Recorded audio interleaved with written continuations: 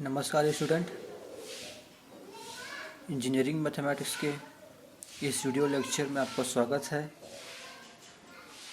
आज के हम इस इंजीनियरिंग मैथमेटिक्स के इस वीडियो लेक्चर में M3 के सब्जेक्ट के बारे में चर्चा करेंगे। तो शुरुआत करते हैं यूनिट 1, जिनका नाम है लैप्लास ट्रांसफॉर्म। तो आज हम स्टार्ट करेंगे यूनिट 1 का टॉपिक का नाम है लैप्लास ट्रांसफॉर्म। तो सबसे पहले हम इसमें देखेंगे इसका डेफिनेशन देखेंगे।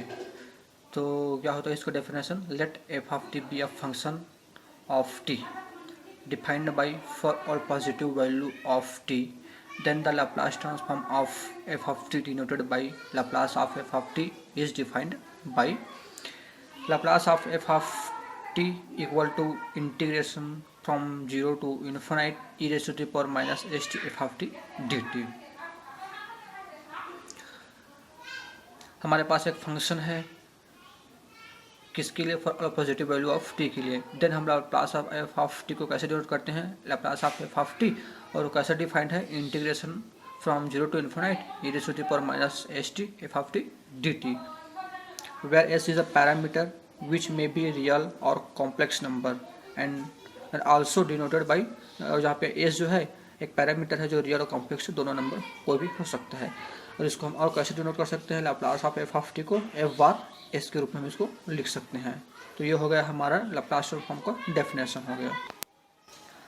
देखिए Laplace of F of t को हम लिख सकते हैं एफ बार एस, और जब हम लाप्लास को इधर ट्रांसपोज करेंगे तो हमारा ये क्या बन जाएगा? F of T equal to L inverse f of s, f bar f of s. तो हमारा ये क्या कहलाएगा? एल इनवर्स लाप्लास ट्रांसफॉर्म कहलाएगा। Then f of T is called the inverse Laplace transform of f bar s. तो ये तो हो गया हमारा टोटल लाप्लास ट्रांसफॉर्म का डेफिनेशन हो गया। अब इसके लिए हम कंडीशन देखते हैं कि कंडीशन फॉर द एग्जिस्टेंस, क्योंकि हमारा लाप्लास ट्रांसफॉर्म क्या है? एक इम्प्रॉपर इंटीग्रल है। तो इसके लिए हम क्या करेंगे? इसका कंडीशन देखेंगे कि ये कैसे एग्जिस्ट करता है। तो हम देखते हैं the Laplace transform of F of T that is 0 to infinite e raised to the power minus st f of t dt exist for s is greater than 0 इफ। फर्स्ट कंडीशन है F of t continuous होना चाहिए। सबसे पहले f of t को continuous होना चाहिए और limit t tending to infinite e raised to the power minus at f of t डेट इज फाइनाइट होना चाहिए। और इतने की वैल्यू क्या होना चाहिए? इतने की वैल्यू ये फाइनाइट होना चाहिए, तब हमारा जो है लाप्लास ट्रांसफॉर्म एग्जिस्ट करेगा। ये तो हो गया इसका डेफिनेशन हो गया, और इसके एग्जिस्टेंस के लिए तो कंडीशन हो गया। अब इसके बाद हम देखेंगे ट्रांसफॉर्म ऑफ एलिमेंट्री फंक्शन का देखेंगे। तो देखते हैं हम Laplace transform of elementary function का। सबसे पहले हम क्वेश्चन देखते हैं, ये proof that Laplace of 1 equal to 1 upon s होता है। तो इसको हमें प्रूफ करना है। तो इसको प्रूफ देखते हैं। जब फार्मूला क्या होता है लाप्लास ट्रांसफॉर्म का? तो इसका फार्मूला क्या होता है? सबसे पहले हम लाप्लास ट्रांसफॉर्म का फार्मूला देखते हैं। फार्मूला क्या होता है? Laplace of F of T equal to 0 to infinite integration from 0 to infinite e raised to the power minus st f of t dt। तो हमें जो गिवन दैट क्या दिया गया? F of T equal to 1 दिया गया। इससे compare करना है तो हमारा लाप्लास दिख रहा है, एफ ऑफ टी की जगह क्या है? 1 है, तो f of T is equal to 1। अब इसे हम एफ ऑफ टी किस में? इस फार्मूले में पुट कर देंगे। तो put f of T equal to 1 in formula में पुट कर देंगे। तो देखते हैं एफ ऑफ टी की जगह हम रख देंगे तो लाप्लास ऑफ 1 हो जाएगा equal to 0 to infinite integration 0 to infinite e raised to the power minus ft F of T की जगह 1 ये dt।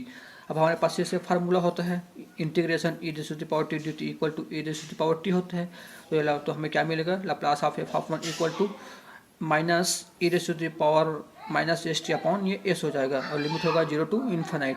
जब हम इसमें लिमिट रखेंगे, पहले अपर लिमिट रखेंगे इन्फिनाइट, और उसके बाद हम लोअर लिमिट रखेंगे। तो हम अपर लिमिट रखेंगे minus E raise to the power minus infinite upon S हो जाएगा, प्लस ये माइनस और लोअर लिमिट का माइनस मिलके प्लस। अब 0 रखेंगे लोअर लिमिट, तो E raise to the power 0 upon S हो जाएगा।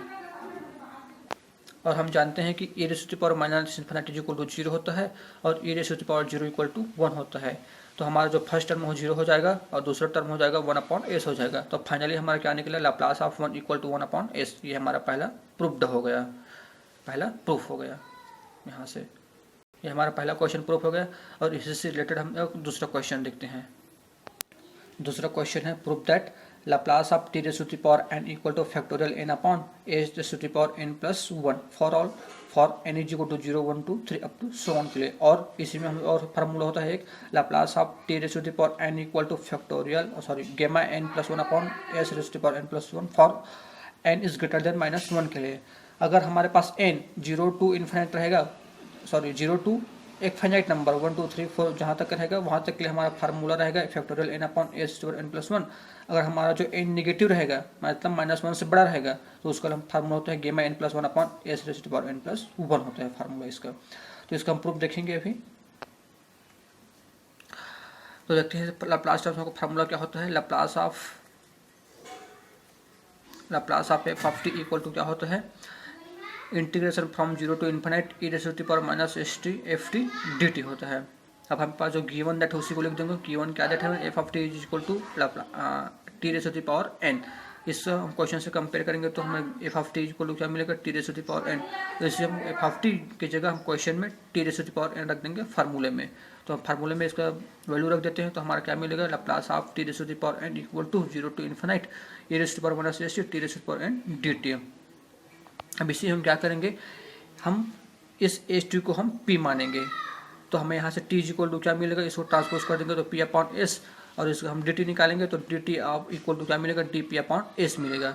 अब इसी हम लिमिट चेंज करेंगे तो जब हम टी इक्वल टू 0 रखेंगे इसमें तो पी इक्वल टू 0 मिलेगा, और जब टी इक्वल टू इन्फिनिट रखेंगे तो पी इक्वल टू भी हमें इन्फिनिट मिलेगा। तो हमारे यहाँ से लिमिट चेंज होकर हमें क्या बनेगा, then Laplace of T raise to the power N equal to 0 to infinite E raise to the power, यहाँ से हो जाएगा इसकी जगह माइनस पी हो जाएगा, और यहाँ से टी की वैल्यू रखेंगे हम यहाँ से पी अपॉन एस। तो यहाँ से T raise to the power N equal to हो जाएगा P upon S raise to the power N, और डी टी की जगह डी पी अपॉन एस हो जाएगा। अब इसको हम अलग अलग सेपरेट कर देंगे तो हमें क्या मिलेगा, integration from 0 to infinite E raise to the power minus P raise to the power N S raise to the power N D P upon S. और यहाँ से देखिए हम इसको हम कॉमन ले सकते हैं S raise to the power N plus 1 को, हम इसको हम यहाँ से कॉमन ले दिए, T raise to the power Laplace of T raise to the power N को 1 अपॉन एस प्लस 1 हो जाएगा, 1 upon S raise to the power N plus 1। ये इंटीग्रेशन फ्रॉम 0 टू इन्फिनिट ये raise to the power minus P raise to the power N D P. फिर हम गेमा function से हम क्या जानते हैं, gamma N equal to integration from 0 to infinite E raise to the power minus X raise to the power N minus 1 D X for all N is greater than 0 के लिए। अब इसको हम इससे कंपेयर करेंगे तो हमें क्या मिलेगा, जब यहाँ पे n माइनस 1 था तो हमें पास यहाँ पे n मिला, यहाँ पे n है तो हमें यहाँ पे क्या मिलेगा, n प्लस 1 मिल जाएगा। तो हमारे पास जो Laplace of T raise to the power n क्या मिलेगा, gamma n plus 1 upon S raise to the power n plus 1। तो हमारे पास ये पहला पार्ट प्रूफ हो गया। अब इसका हम सेकंड पार्ट देखेंगे। नाउ अगेन गेमा n plus 1 is equal two factorial n होता है, ये हम जानते हैं फार्मूले से। तो इसकी जगह में हम क्या रखेंगे, फैक्टोरियल n रख देंगे। तो हमारा Laplace of T raise to the power n क्या मिलेगा, factorial n upon S raise to the power n plus 1। ये हमारा सेकंड पार्ट भी प्रूफ हो गया। और ये आप लोगों के लिए होमवर्क है, Laplace of e raise to the power A t equal to 1 upon s minus a. ये आप लोगों के लिए होमवर्क है। इसे भी लाप्लास ट्रांसफॉर्म के डेफिनेशन से फार्मूले से बनाना है, जहाँ पे हमें F of T equal to दिया गया है E raise to the power A T.